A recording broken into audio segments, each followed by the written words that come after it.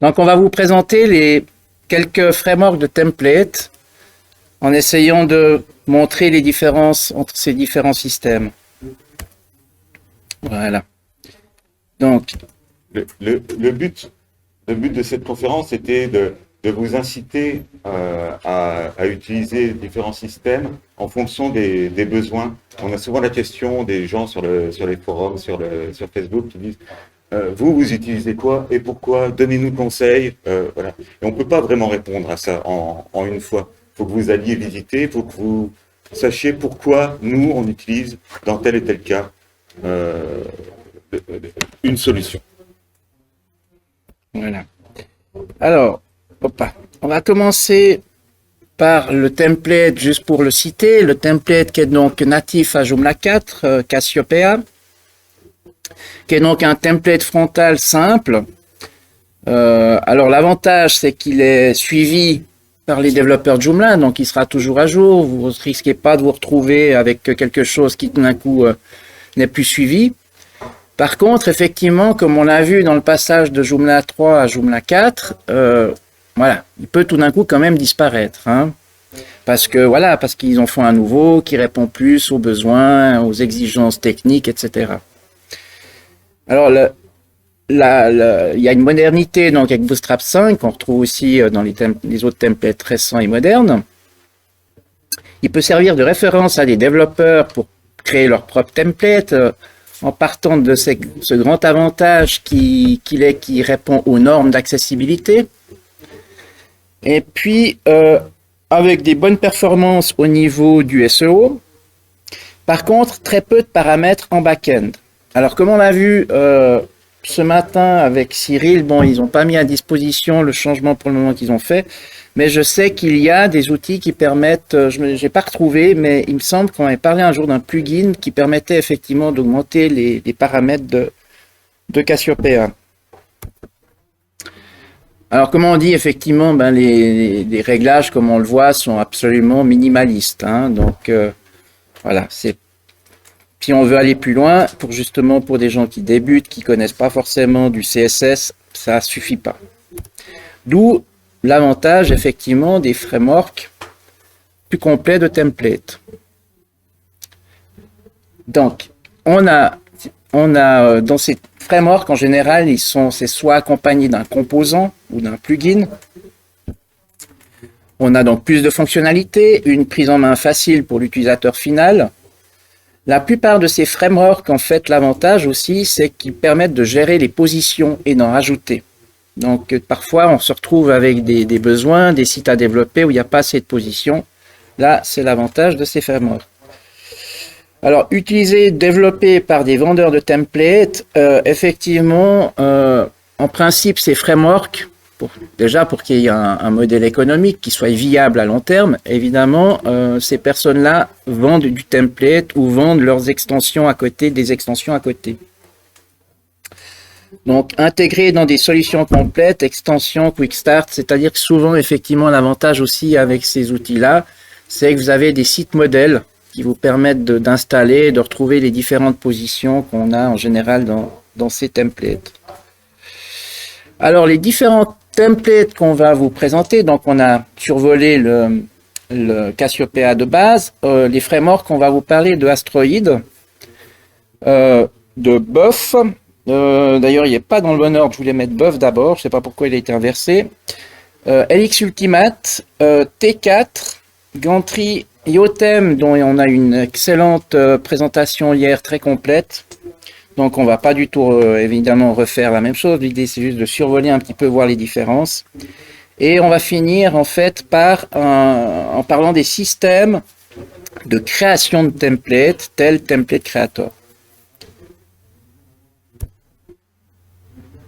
Alors, le buff, buff, je ne sais pas comment il se prononce exactement, est donc un template hérité avec quelques réglages avancés. Quand je dis hérité, c'est qu'il a quelques positions propres, mais on peut aussi, comme vous le voyez là dans layout, on peut aussi effectivement hériter des positions de Cassiopeia. Alors, je l'ai testé en mettant l'héritage des positions Cassiopeia. J'ai eu un bug, mais bon, j'ai testé en local, j'ai pas eu le temps de tester en ligne. Non, c'est pas vrai. J'ai testé en ligne aussi, j'ai eu le même bug. Alors, je sais pas si effectivement il va encore évoluer, il est entre deux. Mais voilà, je voulais quand même le citer parce que pour moi, c'est un système qui est entre deux, entre un template classique comme on l'a vu avec Cassiopeia et un template, enfin un système framework beaucoup plus évolué comme on va voir les suivants. Donc vous voyez, vous avez plusieurs onglets, on va pas tous les citer, les parcourir, mais on a plusieurs onglets qui nous permettent de faire différents réglages. Une possibilité d'amorcer, ça peut être intéressant, un amorçage personnalisé, c'est-à-dire qui permet en fait de décider de quel fichier on veut charger, notamment Bootstrap. Bootstrap, c'est lourd, il y a beaucoup de fichiers, il y a beaucoup d'éléments. Et là, ça vous permet vraiment, comme on le voit sur l'image ici sur la droite, ça nous permet effectivement de décider quel fichier on charge de Bootstrap. Vous avez aussi effectivement donc la possibilité de modifier vos fichiers CSS et CSS directement en ligne sur les paramètres. On a des packs d'icônes FontAwesome qui vous permettent de choisir en fait les différentes versions et effectivement des mini-outils tels création, optimisation des favicons, personnalisation de Love Canva, donc du menu Burger pour les mobiles, déchargement de police Google, etc., compression CSS. Donc, vous pouvez déjà faire des réglages beaucoup plus avancés qu'un simple Cassiopeia. À chaque fois, on a noté ce qui était notable, ce qui était remarquable pour nous. Effectivement, les templates ne font pas que ça. Hein. Voilà, l'idée, c'est effectivement que vous puissiez voir quels sont les plus ou les moins de tel ou tel système. Donc, un des gros templates en framework, c'est Asteroid, qui était développé avant par Joomla Joomdev, qui ont donc cessé de travailler avec Joomla l'année dernière. Et ce framework, en fait, comme il était passablement intéressant, pas mal de personnes l'utilisaient déjà sur des projets importants. Et donc, il a été repris et puis il est maintenant à nouveau suivi par une autre équipe. Donc effectivement, l'avantage, on peut se dire, c'est que ce système va pas être abandonné, en tout cas pas avant un bon moment s'il devait l'être, parce que, comme je viens de le dire, plusieurs personnes l'utilisent sur des gros sites. Alors on a des paramètres de base, donc la possibilité de créer tout ce qui est mis en page, possibilité d'activer un préchargeur, c'est-à-dire une petite animation qui tourne pendant que la page se charge. Possibilité d'ajouter le favicon, le lien haut de page, et d'activer ce qu'ils appellent le défilement lisse, c'est-à-dire quand on remonte ou quand on descend, effectivement, on n'a pas des petits à-coups, enfin on a un script qui nous permet d'avoir quelque chose de plus fluide. On a le choix des en-têtes, les en-têtes donc où on a en principe le menu, avec le logo, etc. Donc, ça concerne les réglages, tout ce qui est l'en-tête normale et fixe. On peut aussi régler le logo, enfin choisir la disposition où se trouve le logo et le type de menu. Donc, ça concerne et le menu classique, le menu off canvas et le menu déroulant.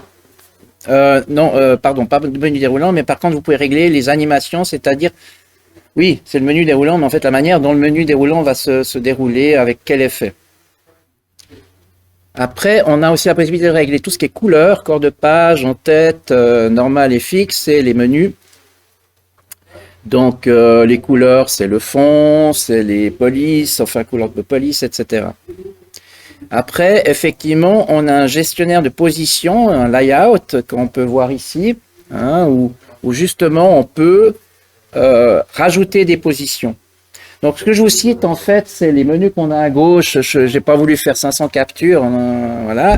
Donc, vous avez juste une capture là générale qui vous montre tous ces menus qu'on a à gauche qui sont en fait cités dans ce que je viens de vous dire.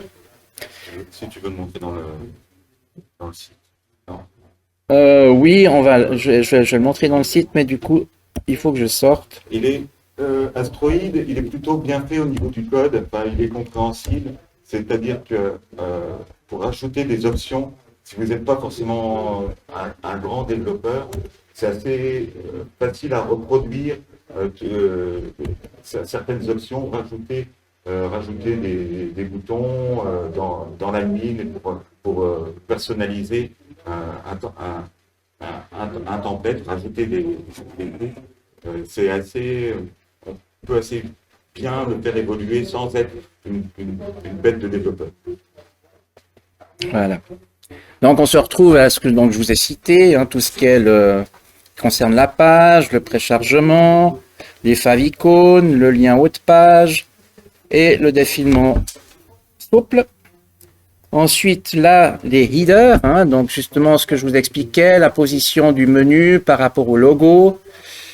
Et bon, voilà, donc tout ça est réglables. Il y a le menu vertical. Quand on a discuté ensemble, on s'est rendu compte qu'on avait choisi un astéroïde pour un même choix. C'était le menu vertical. Moi, une fois, j'ai choisi astéroïde juste pour ça, parce que c'était facile de répondre à la demande client qui était le menu vertical et ça a été fait très vite.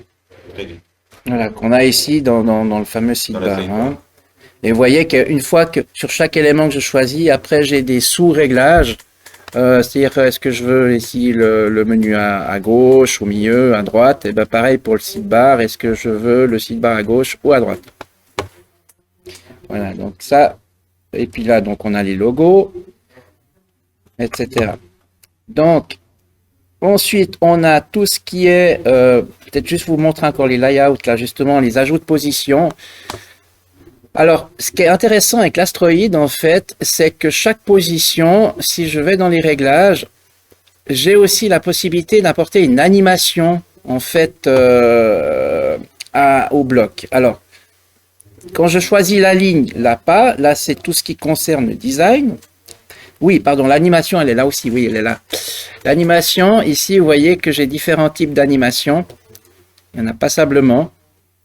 Hein, donc, on voit, il y en a beaucoup. Et puis, je peux après, effectivement, régler le délai, la durée, etc., etc. Le fond, évidemment. Y compris mettre une vidéo de fond derrière. Voilà, exactement, on le voit. Et aussi régler les différents éléments comme les marges selon le support visuel. Et puis, oui. Ouais, enfin, voilà, il y a plein d'options comme ça. C'est assez simple à prendre en main pour, je ne veux pas dire pour des petits sites, mais voilà, c'est assez simple à prendre en main. Et vous voyez qu'on peut faire aussi les réglages des colonnes en suivant justement les interfaces de visualisation, donc choisir comment ça se présente. Voilà. Et puis les tailles, etc. Toujours se baser sur Bootstrap. Ensuite, on a donc tout ce qui est typographie, hein, tout ce qui est couleur, etc. Police d'écriture, que ce soit pour le menu déroulant, tous des H, hein, donc tous les titres, etc., etc. Et un custom au cas où tout d'un coup vous voulez créer une classe que vous voulez appeler dans tel ou tel endroit dans le site. Donc vous allez pouvoir choisir la police. Et l'avantage surtout, c'est qu'à chaque fois que vous choisissez ces polices, ça vous les charge. Donc par exemple, si vous prenez une police Google Font, ça vous charge la police. Donc en fait, vous pouvez très bien après l'appeler différemment dans le site ailleurs où c'est pas forcément un menu. Une fois qu'elle est chargée, vous l'avez à disposition. Donc voilà, tout ce qui est typographie. Après, on a des réglages possibles dans tout ce qui est blog, hein, taille des images, etc. Comment se présentent les articles, est-ce qu'on a les auteurs infos, le vote sur l'article, enfin appréciation, etc., etc. Les articles relatifs, enfin liés, etc., etc. Et on a un élément qui est pas mal, c'est un temps de lecture. Qui je ne connais pas sur d'autres frameworks, j'ai jamais vu ça, effectivement. Là, il n'est pas activé, donc on ne voit pas dans l'exemple. Astroid rajoute des choses dans les liens de menu et dans les articles. Vous avez des onglets qui apparaissent, on ne va pas avoir le temps de tout voir. Mais dans l'article, dans l'édition de l'article, vous allez pouvoir dire, si vous avez activé le read time, vous allez pouvoir dire temps de lecture 2 minutes par exemple. Et vous avez un nouveau champ qui arrive. C'est juste un nouveau champ qu'on pourrait faire autrement, mais voilà, l'option est présentée, y compris par exemple La fiche auteur aussi, la fiche auteur est sympathique. Là, on le voit pas parce que je suis en affichage blog, en fait. Voilà. Suivant. Ouais. Voilà, donc après, vous avez des icônes sociales, custom code, différents éléments, enfin, etc. Je vous laisserai voir parce qu'il faut qu'on y aille, on en a plusieurs à présenter. Voilà. Et une page coming soon, tu peux être dessus. Ouais, la page d'attente quand le site est en construction. Voilà. Puis vous avez effectivement aussi le réglage des couleurs du thème, donc vous pouvez choisir. Avec des profils, 4 en fait profils entre guillemets pré-réglés. Voilà. Ok, donc ça c'est tout ce qui nous concerne notre astroïde. Après on en a un autre qui s'appelle EX Ultimate de Zoom Shaper, qui en fait a un petit peu les mêmes principes. Bon, je vais sortir d'ici, vous l'ouvrir pour vous montrer. Voilà. Et là, il est ici. Voilà. Voilà. Alors, on se retrouve un petit peu dans la même chose qu'on a vu avant, sauf que là, c'est une barre déplaçable, mais à chaque fois aussi, vous voyez, vous avez une multitude de réglages, donc tout ce qui est logo, tout ce qui est nouveau header, donc cette partie ici, la disposition où se place le logo, où se place le menu, le champ de recherche si on l'active, enfin, vous voyez, les différents éléments que vous pouvez activer dans ce header. Voilà. Le body, donc le préchargement, et puis est-ce qu'on veut faire quelque chose de boxed, c'est-à-dire avec une colonne comme on avait les templates à l'époque où on laisse en ouverture pleine largeur. Des réglages pour le footer, donc le pied de page, tel le copyright, donc ça vous permet effectivement du coup de mettre un élément, ce qui est peut-être pas mal si vous aimez signer vos sites avec l'année.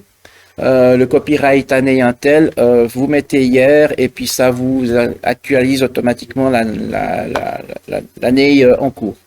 Et on est en WYSIWYG, hein, à chaque fois les changements apparaissent en temps réel. Tout ce qui est icône sociale, hein, c'est ce qu'on voit ici à gauche. Après voilà, vous pouvez choisir la position, donc les placer ailleurs si vous le souhaitez. Pareil pour contact, c'est l'élément qu'on a ici en haut à droite. Vous pouvez aussi choisir la position et mettre quelques éléments tels le téléphone, le mobile, l'email ou les heures d'ouverture et ça vous rajoute automatiquement la petite icône devant. Donc ça peut être sympa. Et puis nouveau une page d'attente, hein, que c'est voilà, en choisissant ce que vous mettez comme contenu, comme texte sur votre page d'attente. Et puis la page erreur aussi que vous pouvez paramétrer, choisir un logo, un fond de page, etc. Ensuite, on a des styles prédéfinis, tels les couleurs, etc., que vous pouvez après toujours rechanger, réadapter indépendamment. On retrouve nouveau la création des positions, hein, donc vous pouvez créer des positions tant que vous voulez. Je ne vais pas montrer sur avant, mais c'est le même principe, où vous choisissez la séparation de la position, le nombre d'éléments dans la ligne en fait que vous ajoutez. Et puis, on a aussi donc des réglages comme on a vu tout à l'heure, avec des styles que vous pouvez encore définir, que ce soit les marges, les couleurs des liens, etc. pour chaque position. Et puis, enfin, chaque ligne. Et puis, choisir aussi un fond et choisir comment il se répète, etc., etc. Voilà pour tout ce qui est layout. Après, ça concerne le menu. Donc, menu, c'est quoi? C'est le menu classique. Menu builder comme il l'appelle, où en fait vous pouvez aussi réorganiser vos éléments là-dedans. Et si vous voulez faire en fait des menus déroulants, des méga menus, vous avez ici à chaque fois vous pouvez éditer votre élément. Et puis si vous choisissez méga menu, vous choisissez ici le nombre de colonnes, etc. Et puis après vous devez aller chercher en fait les menus différents. Et puis vous pouvez donc y insérer aussi des modules, etc.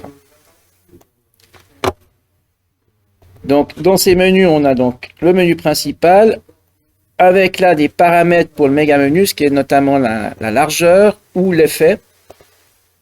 Et puis le menu mobile, où là aussi on a des positions un petit peu comme on l'avait vu notamment hier avec le Yotem. En choisissant toujours qu'est-ce qui est là-dedans, est-ce qu'on met le champ de recherche, le lien de connexion, les réseaux sociaux, etc. Et puis, comme on l'a vu tout à l'heure, aussi une possibilité de régler les polices différentes, soit pour tout le site central, vous voyez que ça me change tout de suite la taille, si je prends là. Et puis aussi pareil pour tous les titres, avec le menu aussi. Et puis toujours un custom à la fin pour pouvoir rajouter encore l'appel d'une police et en lui attribuant une taille, etc. De nouveau des réglages qui concernent le blog, la taille des images, des vignettes, etc. Comment ça se présente sous liste, comment ça se présente quand on a l'article en détail, quels éléments sont affichés. Et puis, si on active un système de commentaires, mais pour ça, évidemment, il faudrait installer quelque chose. Soit un système de Disqus, Intense Debate ou Facebook. Et puis de nouveau du custom code, donc qui vous permet de rajouter du code si besoin, que ce soit avant le head, après dans le body, etc., ou en CSS ou en JavaScript.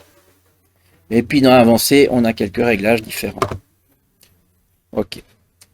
Voilà. Ensuite, donc ça c'est tout ce qui concerne. Vous retrouvez dans les slides ces différents éléments que je vous cite. Voilà. Après, on a le T4. Le T4 qui est aussi un template complet, un framework avec beaucoup d'éléments, comme on va le voir. Oups, c'est pas là que je devais aller. Le T4, il est là. Voilà. Alors, là, à nouveau, on a les éléments à gauche, donc tout ce qui concerne les réglages du site. La typographie générale pour le site. Quelques réglages sur la page pour le fond de page, etc. Le défilement, enfin la façon dont le fond de page est attaché, pardon. Les affichages de l'auteur ou pas. Et puis encore quelques autres réglages comme le favicon. Et effectivement le top bouton, donc le lien haut de page. C'est un petit peu plus ou moins les éléments qu'on retrouve dans chacun des frameworks. Après, il y a une ou deux petites différences, c'est juste un peu organisé souvent différemment. T4, c'est le framework de Joomla. C'est une grosse boîte, et voilà, il y a du monde derrière. Et puis qui est repris aussi, enfin comme les autres, mais qui est repris par des vendeurs de templates. Voilà. Et sur Joomla, maintenant, principalement c'est du T3, puis maintenant c'était du T3, puis maintenant ils vont tout faire en T4. Si tu veux être célèbre puis être dans la vidéo, faut que tu t'approches un peu parce que je vois que tu es en dehors du champ. Voilà. Bon. Donc tout ce qui est navigation, les thèmes de nouveau, les couleurs, etc. Vous pouvez avoir des prédominances, vous pouvez les sauver, doubler, enfin voilà, faire différentes palettes. De nouveau, on retrouve tout ce qui est position, donc avec la possibilité toujours d'en ajouter, d'en créer, de les déplacer, etc. Des réglages généraux, voilà, full position layout, est-ce qu'on est complètement large ou pas, tout ce qui concerne les scripts, CSS et JS, de nouveau du custom code si on a besoin de rajouter des éléments personnalisés dans le code, et puis là, de nouveau les polices Fontafson, et on a par contre aussi le Icon Moon qui était à l'époque, je crois, dans Joomla 1.5 ou 2.5, je sais plus, enfin on avait du Icon Moon, donc peut-être certains l'ont encore regardé dans des sites, donc ça peut être peut-être intéressant d'utiliser celui-là, mais après il y a d'autres systèmes pour appeler les icônes Moon, pas forcément, ça ne doit pas être la raison du choix du template évidemment. Open Graph pour les réseaux sociaux notamment, et puis là, ça c'est comme tous les templates, donc je ne vais pas m'étendre là-dessus. Voilà pour ce qui est du T4. Donc, on retrouve là les différentes présentations, les éléments un petit peu cités, et puis 2-3 exemples. Le gantry, là, je vais laisser Serge en parler. Je te mets juste le template, gantry, c'est... Non, j'ai 5 hydrogène. C'est hydrogène, ouais, voilà. Ok, alors Gantry, c'est un système un peu spécial. C'est un système un peu spécial parce que ça fonctionne avec un système d'héritage. Il y a un template de base, un outline, ils appellent ça un outline de base, et qui est pas affiché. Mais il y a des paramètres qui sont découlés dans les différents styles que vous allez pouvoir utiliser. Vous voyez sur ce site-là, il y a le home et par défaut, ce sont deux styles différents qui sont pas utilisés sur les mêmes pages, mais qui héritent. Si je vais par exemple dans home, je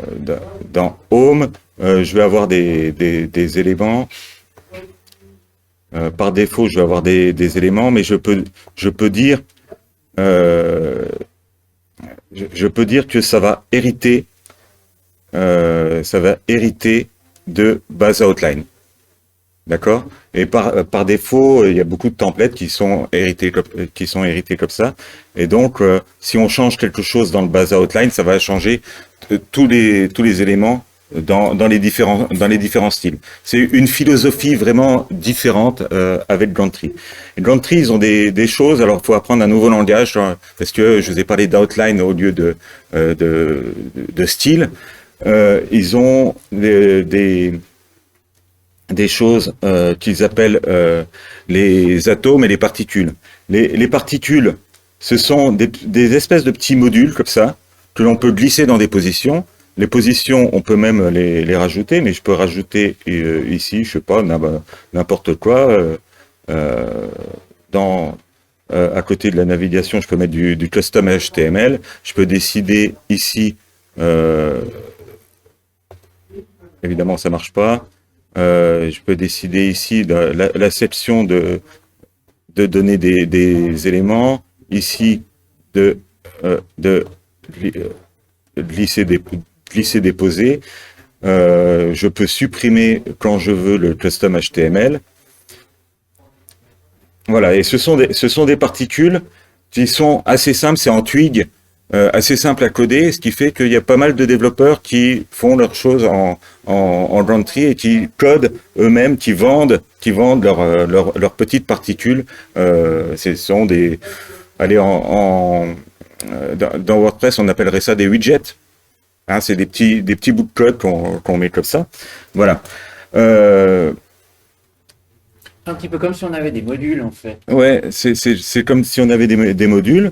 Et on peut assigner des positions, soit des positions de modules, soit carrément un module du site. Voilà. Les styles. Alors, il y a des presets. Et il y a des styles de base que l'on peut donner à différentes zones. Un truc qui est intéressant, c'est les breakpoints pour la navigation sur mobile, sur portable, etc. Qui fonctionne assez bien. Et dans le page settings, on a différents éléments. On peut activer les fontaines, mettre notre favicon, etc. Mais on peut aussi, on a des atomes. Alors des atomes que vous pouvez télécharger aussi. Il y en a qui en vendent ou qui en donnent gratuitement. Mais là, par exemple, on a ceux-là. Si j'installe mon atome Google Analytics, quand tu veux. En fait, c'est du custom code, non? Bien. C'est du code déjà. C'est des choses qui sont préparées. Alors, par exemple, celui-là, je vais pouvoir ajouter mon code Google Analytics. Ici, mon custom CSS, je vais le faire ici. Quand tu veux. Voilà. Mon custom CSS, je vais pouvoir ajouter du CSS, lui donner un nom. Voilà, c'est du custom CSS et rajouter des éléments, du JavaScript si je veux, mais je vais pouvoir le faire soit par héritage dans mon base outline, soit dans les éléments qui auront été hérités. C'est assez puissant comme système. Il faut un temps d'adaptation pour comprendre où sont les choses et comment ça s'articule. Mais après, une fois qu'on l'a pris en main, je connais des gens qui font des sites que comme ça. Et il y a même, on peut même dans les liens de menu faire un lien de menu Gantry en allant juste mettre au lieu de ces charges de composants, on met juste des particules.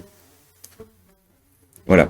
Il y a des vendeurs de thèmes qui vendent des sites comme ça, juste comme ça. Puis les assignations, il n'y a rien de plus classique. Alors ce qui est intéressant, c'est le menu. C'est le menu parce que on peut le déplacer, etc., et rajouter directement des modules, ce que je veux. Hop.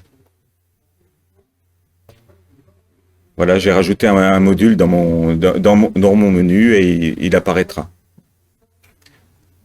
Et puis il y a un cache, d'entrée, il y a un cache spécifique au template. Ça veut dire qu'il a des performances qui sont encore meilleures parce qu'il a un cache spécifique. Parfois, ça peut poser problème parce que il se vide pas toujours quand on vide le cache, Joomla. Donc il faut y penser et avec une option développement production par rapport au cache.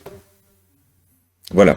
Ce que je pouvais dire de Gantry, c'est vraiment voilà une autre philosophie, une autre méthode de fonctionnement. Il y a plein de sites, plein de choses qui sont faites avec Gantry, et Gantry, c'est Rocket Theme qui le fait. Donc ils vendent des thèmes et ils ont aussi des extensions qui rentrent dans la galaxie Rocket Theme avec Gantry. Donc avec les mêmes designs, la même approche. Pardon. C'est où?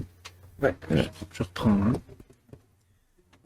Donc, voilà. Donc, le suivant, c'est le Yotem, donc, qui a été présenté abondamment hier. Est-ce qu'il y en a qui n'ont pas suivi la conférence d'hier? Ouais. Bon, elles seront de toute façon diffusées en vidéo si jamais vous voulez en voir plus. Elles sont en anglais, mais même si vous parlez pas l'anglais, elles montraient des choses, ça peut vous donner des pistes, voir un peu ce qui est faisable ou pas faisable. C'est vraiment, mais alors vraiment de très très loin. Alors contrairement aux autres qui sont gratuits, hein, donc comme on a dit, ces différents auteurs de ces frameworks, ces développeurs de ces frameworks en fait proposent, donc vous avez les liens ici, à part le Buff qui ne propose pas d'exemple. Mais que ce soit Templaza pour Asteroid, Joom Shaper pour Helix, Rocket Theme pour Joomla pour T4, Rocket Theme pour Gantry et Yotem pour Yotem, évidemment, ils proposent tous des templates faits avec leur framework. Donc le dernier Yotem, je vais juste vous montrer en gros un petit peu à l'intérieur à quoi ça ressemble. Pour les deux qui n'ont pas vu, mais je ne vais pas m'étendre puisque la majeure partie de vous ont vu la conférence. La vidéo, t'inquiète, il y a quand même 4 heures de vidéo à regarder. Ouais. Bon, bref, on est toujours dans le même principe où on rentre dans le template et puis là, vous avez les éléments avec chaque fois rentrer dedans dans les détails. Hein. Donc, techniquement, vous ne rentrez pas dans le template, vous rentrez dans le framework. Ouais, dans les réglages du framework. Ouais. Alors la grande différence, effectivement, comme ça a été présenté hier pour vous qui ne l'avez pas vu, c'est qu'on a un builder incorporé. Donc on va beaucoup plus loin, on ne sait pas simplement un template, on est là déjà dans des éléments de mise en page beaucoup plus complexes, quoi. Voilà. Je vais rendre la parole à Serge pour présenter maintenant. Donc là, vous avez quelques exemples là, qui résument un petit peu les possibilités du Yotem. Et Serge va vous parler maintenant de Template Creator. Template Creator, voilà, j'ai mis les liens ici. Template Creator qui est développé par Cédric Kieflin, qui est pas très loin de chez nous, en Alsace. Et qui est pas très loin d'ici puisqu'il est là, Cédric. Merci à toi d'assister. Template Creator, comment je fais pour fermer? J'appuie sur le bouton fermer, évidemment. Alors, Template Creator, c'est un composant en lui-même qu'il faut installer. On n'installe pas juste le template, il faut installer un composant qui s'appelle Template Creator.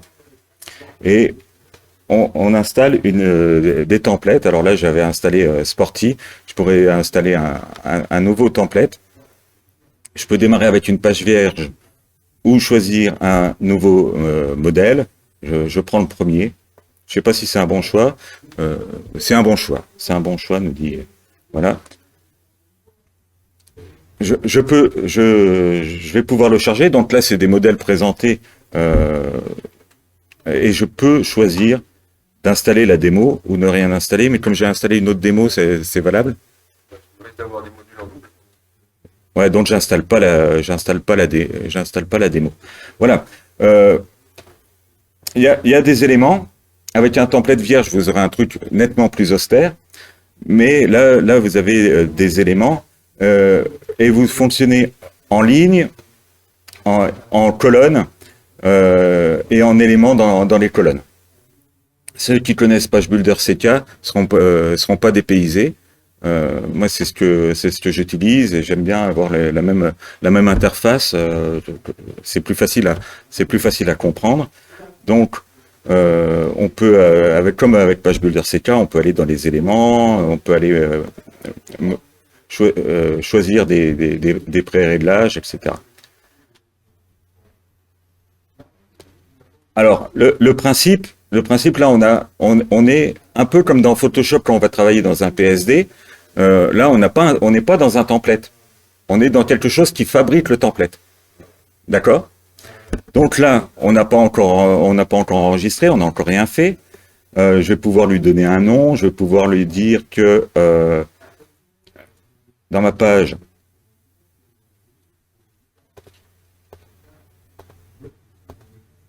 je vais pouvoir lui donner des informations, je vais pouvoir lui dire qu'il est pour Joomla 4 ou pour Joomla 3. Ce qui est intéressant, vous faites un template sur Joomla 3, vous pouvez l'exporter pour le donner pour Joomla 4.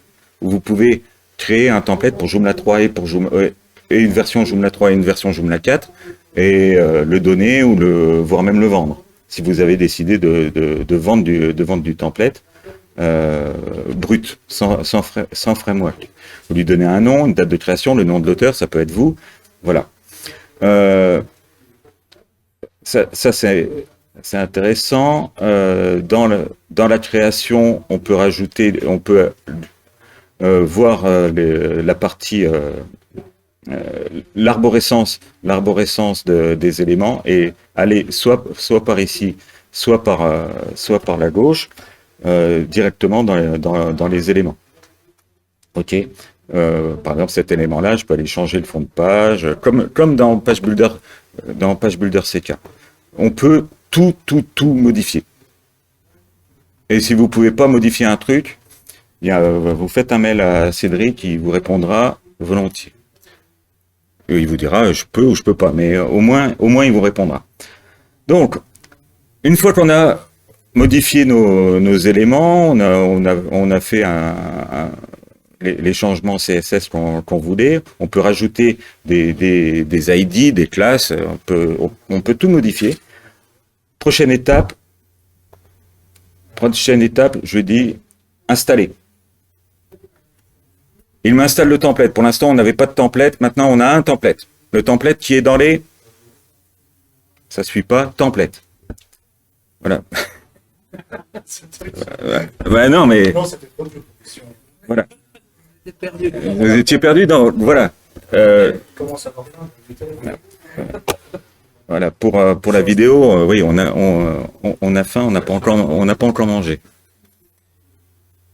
Donc, j'espère que ça va pas être trop... voilà. Et donc là, il nous dit, c'est fait. C'est fait. Il nous dit tout ce qu'il a fait. D'accord? C'est bien.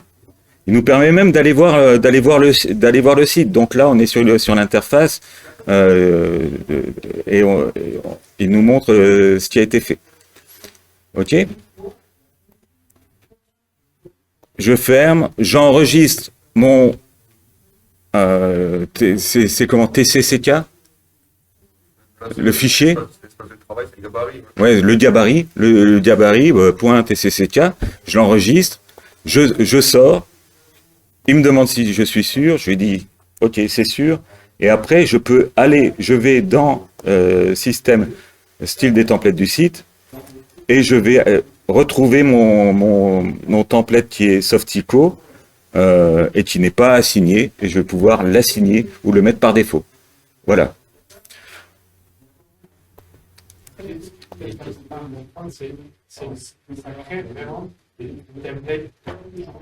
Alors, ça crée un template, comme dit, voilà, pour la captation, ça crée un template Joomla, c'est pas un framework. et ça va vous créer les fichiers avec le CSS, un peu de JavaScript, mais ça, toutes les positions, etc., toute la structure d'un template, et ça va vous créer vraiment un template dans lequel vous n'allez pas avoir beaucoup d'options à les changer quand vous allez dans les styles du template, mais vous allez avoir vraiment le template, et c'est pour ça que c'est léger, parce que ça ne charge pas. Alors c'est léger quand vous, ça demande des ressources quand vous fabriquez le template, mais quand vous naviguez, quand vos utilisateurs naviguent, on doit... Alors, comme vous voyez, les réglages se font dans Template Creator et pas après. Hein. Voilà.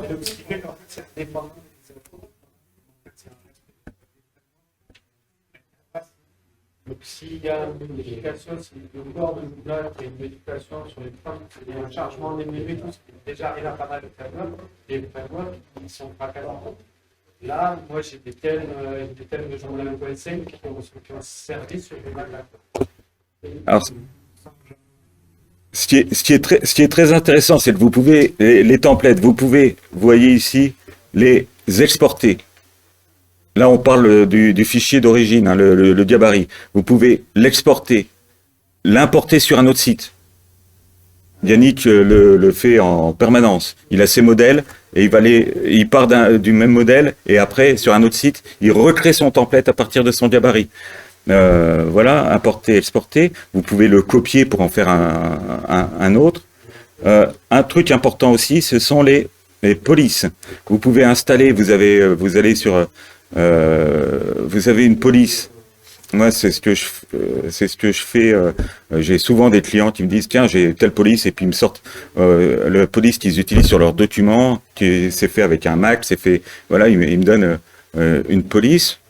J'en fais quoi? C'est pas une police Google, c'est pas. Voilà. Je vais sur FontSquirrel, il y a un outil qui permet de générer les fichiers de police. Je peux les installer ici et les utiliser sur tout mon template. Ce que les autres solutions ne permettent pas, Template Creator le permet. Ça, c'est vraiment pour moi, c'est vraiment un gros plus. C'est vraiment un gros plus. Vous pourriez rajouter votre police, mais il faudrait les envoyer manuellement par FTP et puis après aller ajouter du code dans le CSS pour les appeler. Oui, effectivement. C'est beaucoup plus simple. C'est plus simple, c'est plus maniable. Et en plus, après, on les retrouve après. Alors là, on n'a pas fait d'exemple, mais quand je vais dans mon template et que je veux choisir, par exemple dans celui-là, vous voyez, c'est un autre. Je vais éditer les styles de ma partie. Texte, je vais avoir le choix de mes différentes polices. Et ici, je vais retrouver les polices que j'aurais chargées. Vous voyez? Donc, vous pouvez retrouver les polices sans avoir à rajouter des classes, sans avoir à... Voilà. Vous avez des éléments aussi dans les actions. Par exemple, celui-là, si je fais un changement, je peux copier, appliquer les changements. Alors, la philosophie, c'est celle-là. Je fais un changement, je lui dis, vas-y, applique le changement, il remouline, et il me dit, ça y est, le template a été modifié. D'accord? Comme si un Photoshop, vous changez le PSD, et puis vous dites, refais-moi un JPEG. Je peux imprimer les positions, remplacer des couleurs. Alors ça, c'est une fonction, c'est de la balle. Vous faites un thème, vous faites un template, vous avez vos couleurs, et puis le client il dit ouais, c'est sympa, mais là on a changé la charte graphique, c'est plus du beige, c'est de l'ocre. Je fais comment? Voilà, ça va aller chercher partout, et on peut lui dire tu me remplaces telle couleur par telle couleur dans le template. Ça peut créer des styles. Vous ajoutez un style, vous le créez carrément. Vous faites vos styles et vous allez pouvoir rajouter des styles dans les différents éléments de module, etc. Vous avez des widgets. vous avez des widgets qui vont vous permettre d'afficher un container figé, ok, en haut, et vous dites quelle est la partie que vous voulez figer. Donc c'est pas défini, c'est vous-même qui le faites. Vous pouvez activer le le plugin Scroll to CK, une image de fond en parallaxe. Ah, tant qu'ils sont pas passés, j'arrête pas. Et je peux faire. La porte est fermée. Non, ah oui. Et on peut faire des animations. On peut faire des animations. C'est sympathique comme tout, des éléments du site que l'on peut animer. Je peux dire j'anime de telle et telle manière telle zone. Voilà. Je vais refermer rapidement. Là, le layout, on peut, et là c'est important. Vous pouvez, ça va être une des dernières choses, vous pouvez aller dans le layout de l'article, dire quand j'affiche un article, je prends telle partie, le titre va être en bleu, en rouge, en gras, etc. Vous pouvez modifier tous les styles de votre texte, de votre article, de l'image, de tous les éléments. Et y compris de la vue blog, de la mise en page blog, et tous les styles, vous allez pouvoir les changer. Et évidemment, code personnalisé, code CSS. Voilà, je ne sais pas si j'ai oublié un truc important, Cédric. Voilà. Donc, on vous remercie pour résumer, en gros, vous avez donc effectivement ces frameworks qui vous permettent de faire des réglages plus simplifiés sans devoir effectivement coder, ou alors des systèmes, il ne les a pas tous cités, il y en a 2-3 autres, des systèmes qui vous permettent de créer vos templates et puis de les adapter juste dans les moindres détails, comme Template Creator. Je crois que c'est un petit peu tout ce qu'on avait à dire là-dessus. Le slideshow sera évidemment mis en ligne. Vous avez les liens à chaque fois sur les différents éléments qu'on a présentés. Et vous avez aussi à chaque fois un lien vers des exemples, pour en savoir plus, donc vers la doc complète de chaque système, et puis vers quelques exemples de templates faits avec ces systèmes. Des questions? Non, vous avez tous faim alors. Ça marche.